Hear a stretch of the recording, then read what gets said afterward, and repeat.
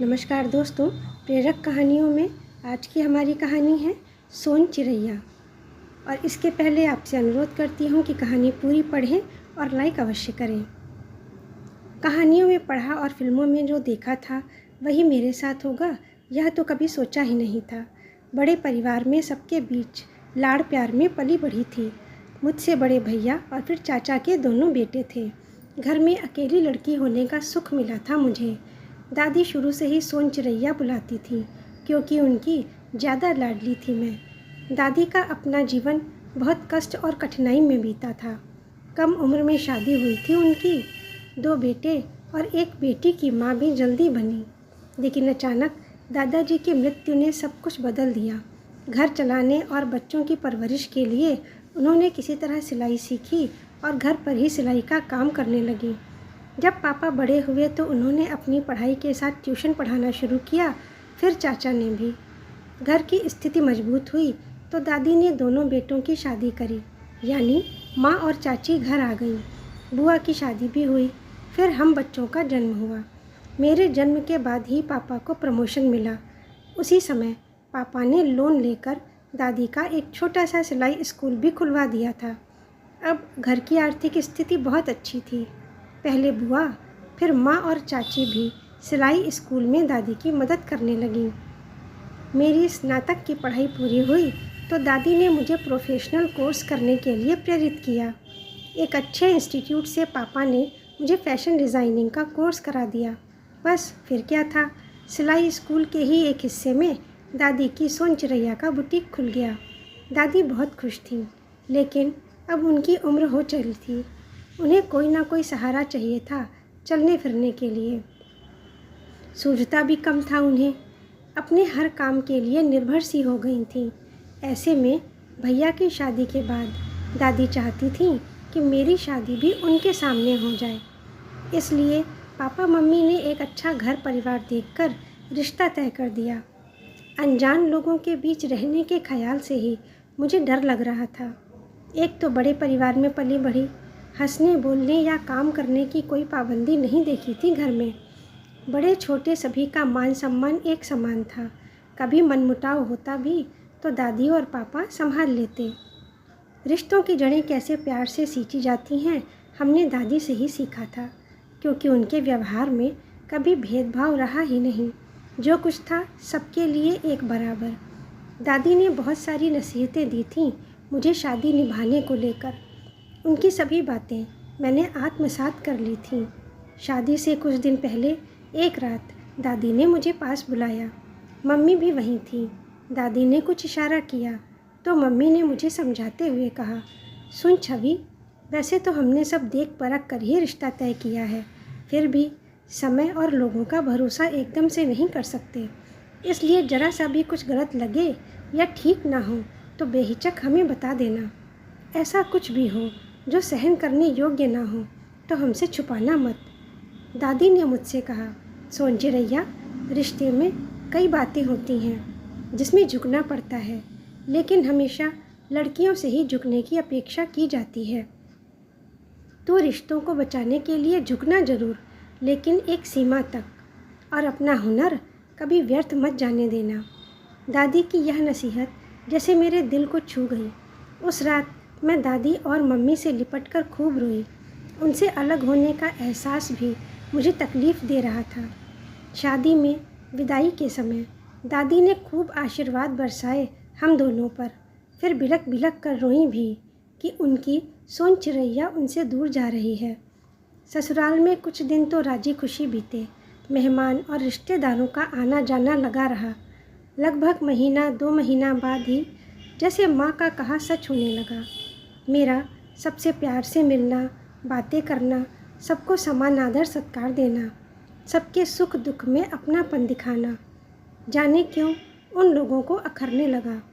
अचानक सास का बर्ताव सख्त होने लगा। बात बात पर हिदायतें मिलने लगीं। किससे कैसा व्यवहार करना है, कैसे बात करनी है, सब बताया जाने लगा। कोई भी काम बिना अनुमति के नहीं कर सकते। और धैर्य सिर्फ नाम के धैर्य थे। गुस्सा उनके सिर चढ़कर बोलता था। जब तब अब शब्दों की फुहार झड़ती थी उनके मुंह से। फिर यह भी पता चला कि शादी में हुए लेन देन से खुश नहीं वह लोग। कई बार सुना, जैसा चाहा था वैसा कुछ नहीं मिला।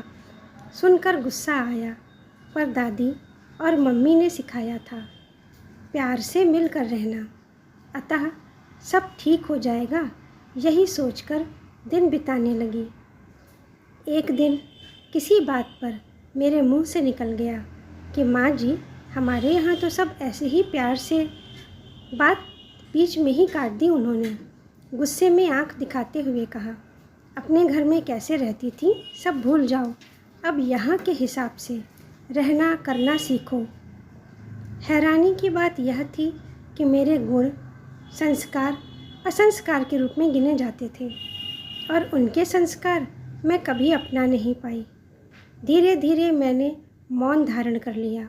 धैर्य ऑफिस के बाद सारा वक्त अपनी माँ और परिवार के साथ बिताते थे। कभी कभी लगता केवल भोग की वस्तु हूँ उनके लिए, जिसके लिए वह कमरे में आते हैं, वह भी शायद माँ जी की अनुमति मिलने पर। दादी ने हारना नहीं सिखाया था, इसलिए उन लोगों को कुछ बताए बिना मैं अपने रिश्तों को ठीक करने की असफल कोशिश करती रही। मायके जाती तो हंसता हुआ चेहरा लेकर, और वापस लौटती तो फिर अपने में सिमट जाती।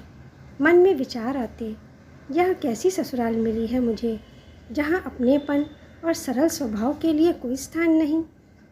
कभी कभी सोचती कि चली जाऊँ, पापा को सब बता दूँ, परंतु यह भी मम्मी और दादी की सीख थी कि निरंतर प्रयास करना चाहिए, एकदम से हार नहीं मान लेना चाहिए। जैसे तैसे मैंने 6 साल गुजार लिए।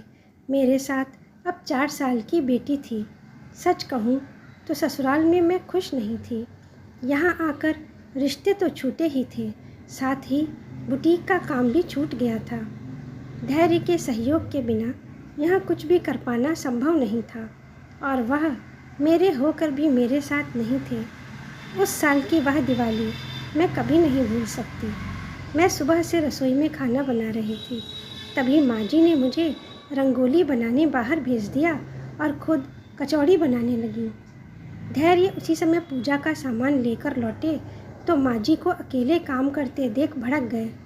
फिर माँ जी ने जाने क्या कहा कि बाहर आकर धैर्य ने सारी रंगोली बिखेर दी। चिल्लाते हुए बोले, यही सब करती रहती हो सारा दिन, माँ अकेले रसोई में जुटी हैं। मैंने सफाई देनी चाहिए, पर धैर्य ने कुछ नहीं सुना, बल्कि मेरे बोलने पर तुम्हें तो कहकर हाथ उठाकर मारने दौड़े। मैं सकते में आ गई, आँखों से झरझर आंसू बहने लगे। माँ जी वहीं भोली सूरत लिए खड़ी थीं। उस दिन मेरे सब्र का बांध टूट गया। भारी मन से शाम की पूजा में शामिल हुई। दादी की नसीहत याद आई। कुछ तय कर पाती कि रात को ही पापा का फ़ोन आया, दादी की तबीयत ठीक नहीं, तुम्हें देखना चाहती हैं। अगले दिन वह लेने आ गए। अब मुझे निर्णय करने में आसानी हो गई। घर पहुंचकर दादी से मिली। शायद उनकी अनुभवी आंखों ने सब कुछ भांप लिया था। उन्होंने माँ को बुलाकर धीरे से कुछ कहा। रात को ही मम्मी ने पूछा, क्यों री छवि, तेरा चेहरा उतरा हुआ क्यों है, कमज़ोर भी लग रही है, सब ठीक है ना? नहीं, कुछ ठीक नहीं है मम्मी। मैंने धीरे धीरे दिवाली से लेकर पिछले 6 साल का वृत्तांत सुना डाला। हाय, तूने पहले क्यों नहीं बताया? मैंने कहा था तुझे, मम्मी ने डांटते हुए कहा। पापा भी बहुत नाराज़ हुए। कुछ दिन के लिए मुझे घर पर ही रोक लिया और अगले ही दिन धैर्य और उनके मम्मी पापा से बात करी, अपना व्यवहार सुधारने की बात कही। परंतु उन लोगों का अड़ियल रवैया देख पापा ने मुझे वापस न भेजने का फैसला कर लिया। मैं भी वापस कहाँ जाना चाहती थी। कुछ समय बीता, हमारा तलाक हो गया। पापा ने घरेलू हिंसा का मुकदमा भी कर दिया उन लोगों पर। बाद में पता चला कि धैर्य की नौकरी छूट गई इसी वजह से। आगे कुछ जानने की कोशिश मैंने कभी नहीं की। दादी थोड़ा ठीक हुई तो उनके कहने पर मैं फिर से बुटीक का काम शुरू कर दिया। अपने हाथ से मजबूत होती गई और परिवार का साथ तो था ही, इसलिए बेटी के पालन पोषण में कोई परेशानी नहीं आई। एक कटु अनुभव के बाद सबके कहने पर भी मैंने दोबारा शादी ना करने का फ़ैसला ले लिया।